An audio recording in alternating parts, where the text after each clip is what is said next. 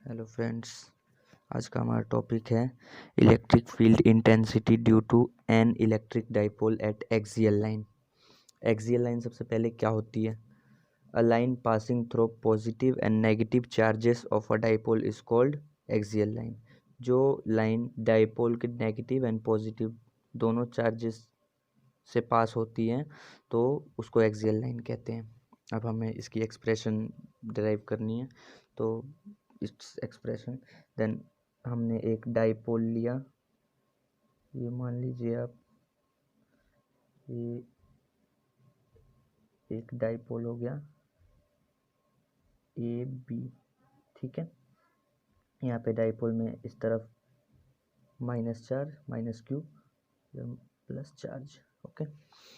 Then हमें पता है कि एक डाइपोल की लेंथ कितनी होती है, 12, एंड बीच में अगर हमने एक पॉइंट मान लिया, मिडिल ओ मान लिया, तो इसकी लेंथ एल हो जाएगी और इसकी लेंथ एल हो जाएगी, ओके। अब हमें निकालना क्या है, इलेक्ट्रिक फील्ड इंटेंसिटी। तो हमें ये पहले पता करना पड़ेगा कि इलेक्ट्रिक फील्ड इंटेंसिटी किस तरह से जाएगी। तो हमें इसके लिए इसको प्रोड्यूस करना पड़ेगा डॉटेड लाइन देके, ठीक है।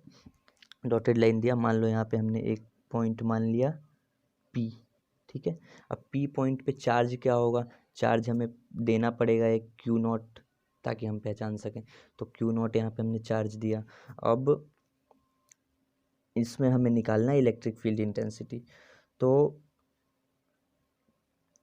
ए से लेके पी तक में देखो, पहले ये क्यू नॉट माइनस क्यू की तरफ, ये पॉजिटिव है ये नेगेटिव है, तो ये एक दूसरे को अट्रैक्ट करेगा, तो इलेक्ट्रिक फील्ड इंटेंसिटी इस तरफ जाएगी। इलेक्ट्रिक फील्ड, ठीक है, इलेक्ट्रिक फील्ड इस तरफ जाएगी, इसको कहेंगे E1। और एक ये क्यू नॉट जो है ये भी पॉजिटिव है, और ये पॉजिटिव क्यू ये भी पॉजिटिव है। ये दोनों एक दूसरे को रिपेल करेंगे, रिपेल करेगा तो ये इसको इधर भेजेगा वापस, तो ये हो जाएगा E2, ठीक है, इलेक्ट्रिक फील्ड इंटेंसिटी दूसरी। तो अब उसके बाद क्या होगा, उसके बाद यहाँ पे हमें O से लेके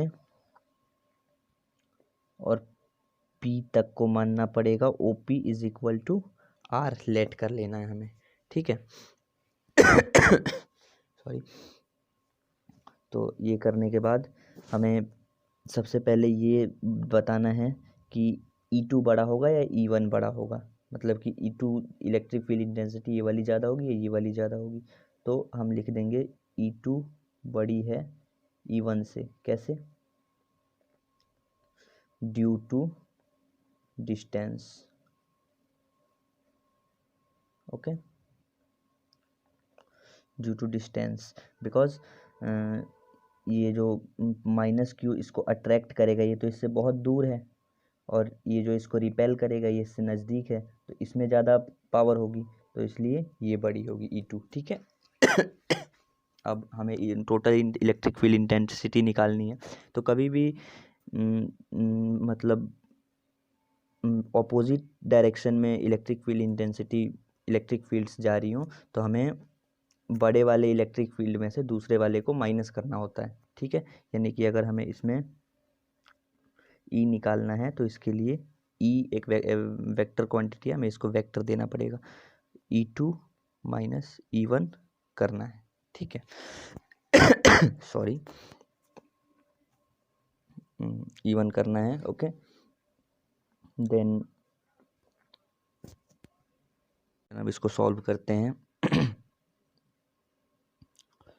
लेंथ ऑफ डाइपोल हमारा क्या है, 12 है, ठीक है। मान लीजिए अब हमें ए से लेके पी तक, यानी कि ए से पी तक AP निकालना है।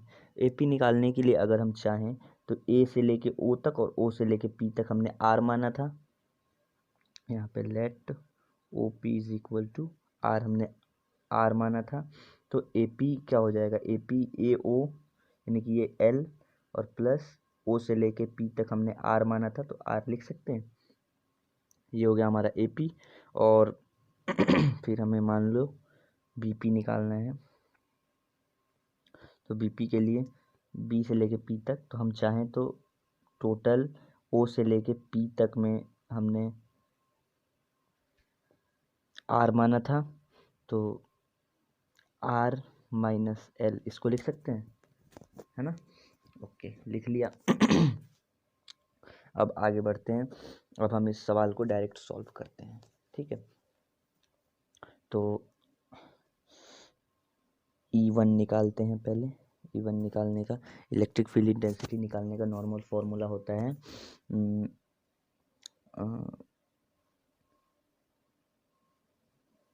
फील्ड इंटेंसिटी निकालने का नॉर्मल फॉर्मूला होता है Q/4πε0 R प्लस L, ठीक है, का स्क्वायर। ये हो गया हमारा E1 का। और E2 का E2 में Q/4πε0, इसमें R माइनस L आ जाएगा। यहाँ पे AP वाला हमने इसलिए लिया, A से लेके P तक वाला, क्योंकि ये हमने अट्रैक्ट करने वाला यहाँ से यहाँ तक के बीच में निकाला है, तो ये अट्रैक्ट कर रहा है, तो ये वाला E1 आएगा। और हम फिर BP वाला यहाँ पे इसलिए लेंगे क्योंकि B और P से कांटेक्ट हो रहा है, ताकि ये इधर रिपेल कर रहा है, तो R माइनस L, ठीक है। अब हमारे पास ये दोनों है, E2 और E1। अब हमें E निकालना है, नेट इलेक्ट्रिक फील्ड इंटेंसिटी। तो हमें E2 में से E1 को घटाना है। E2 का वैल्यू रखो Q/4πε0 R माइनस L का square minus Q/4πε0 R plus L का स्क्वायर, ठीक है। समझ में आ रहा है, इतनी बात क्लियर है। अब सॉल्व करते हैं। इसमें देखो, इसमें कुछ कॉमन आ रहा है, तो कॉमन आ रहा है हमारे पास Q/4πε0। समझ में आ रहा है कैसे कॉमन आ रहा है, ये दोनों में है तो कॉमन आ रहा है बाहर। एंड अंदर अंदर हमारे पास बच गया 1/R माइनस L का whole square minus 1/R plus L का होल स्क्वायर, ठीक है जी। इसको बंद कर लेंगे, आगे सॉल्व करते हैं। Q/4πε0, इन दोनों का LCM लेंगे, नीचे LCM आ जाएगा। LCM नहीं निकलता तो मल्टीप्लाई कर लेते हैं, इंटू R प्लस L का होल स्क्वायर, ठीक है। अब यहाँ पे ऊपर R माइनस L का होल स्क्वायर से ये कट गया, तो ये बचा हमारे पास R प्लस L का होल स्क्वायर। ये तो आपने किया, ये इसको इससे मल्टीप्लाई कर देंगे तो माइनस आ जाएगा। फिर R प्लस L का whole square, R plus L के होल स्क्वायर से कट गया, तो यहाँ पे बचा R माइनस L का whole square. R minus L के होल स्क्वायर को 1 से गुना करेंगे तो R माइनस L का होल स्क्वायर, ठीक है। आगे Q/4πε0, इसको खोल देते हैं A प्लस B का होल स्क्वायर की तरह, ठीक है। तो खोलेंगे तो ये आ जाएगा R का स्क्वायर प्लस L का स्क्वायर प्लस 2RL, ठीक है। इसको बंद कर लो फिलहाल, माइनस इसको खोलेंगे A माइनस B की होल स्क्वायर की तरह, R square plus L square minus 2RL। समझ में आ रहा है। अपॉन में आप देख लीजिए R प्लस L का स्क्वायर है, होल स्क्वायर है, और R माइनस L का होल स्क्वायर है, और R प्लस L का होल स्क्वायर है। तो आपने यहाँ पे पढ़ा होगा पहले कि अगर A की M इंटू B की M हो तो A B की M कर दी जाती है, यानी कि इन दोनों को मल्टीप्लाई करेंगे, R minus L R plus L का, तो R square minus L square हो जाएगा और इनका L आ जाएगा, मतलब पावर आ जाएगा, ठीक है। ब्रैकेट को खोल देंगे, ठीक है। Q/4πε0 R square plus L square plus 2RL minus का आर स्क्वायर माइनस का एल स्क्वायर साइन चेंज और माइनस माइनस प्लस का 2RL अपॉन में ये तो यही रहेगा। यहाँ पे आर स्क्वायर से आर स्क्वायर कट जाएगा, एल स्क्वायर से एल स्क्वायर कट जाएगा और बस 2RL प्लस 2RL बच जाएगा, यानी कि E vector Q upon 4πε0 2RL 4RL हो जाएगा upon R square minus L square का होल स्क्वायर। ठीक है, अब हम चाहें अगर तो ई को क्यू अपॉन 4πε0 4RL को 2 इंटू 2 में तोड़ सकते हैं। अगर 2 इंटू 2 में तोड़ देंगे तो Q into 2L into 2R, ठीक है, upon R square minus L square का होल स्क्वायर। ठीक है, यहाँ तक समझ में आ गया। अब आपको पता होगा कि Q यानी कि चार्ज इंटू 2L यानी कि लेंथ ऑफ डाइपोल क्या होता है, P होता है, P वेक्टर। ठीक है, तो हम इसको लिख सकते हैं कि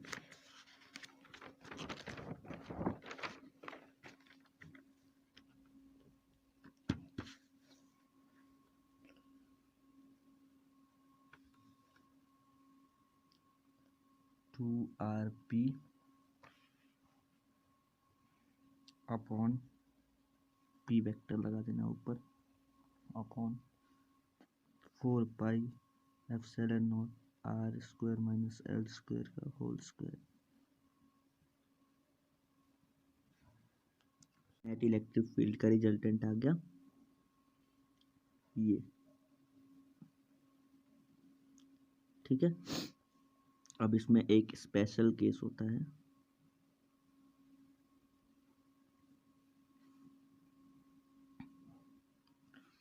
for shorter dipole.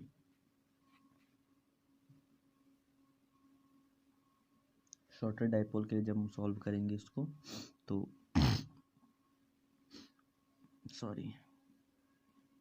Shorter dipole में एल जो होगा वो बहुत बहुत छोटा होगा आर से।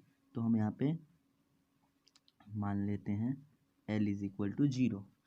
तब हम इसमें रखेंगे इसकी वैल्यू एल की, E vector is equal to 2R upon ε0 R square minus L square तो 0 ही होगा का स्क्वायर। ठीक है, तो E is equal to 2RP upon 4πε0 R square का स्क्वायर आर की पावर 4 हो जाती है। अब आर से एक आर कट जाएगा तो यहाँ पे बच जाएगा क्या, 2R तो कट गया अपॉन 4πε0 आर की 3, जो कि हमारा हर सवाल में यूज होता है derivation. Net electric field intensity का रिजल्टेंट ये भी है और ये भी है। Okay, thank you.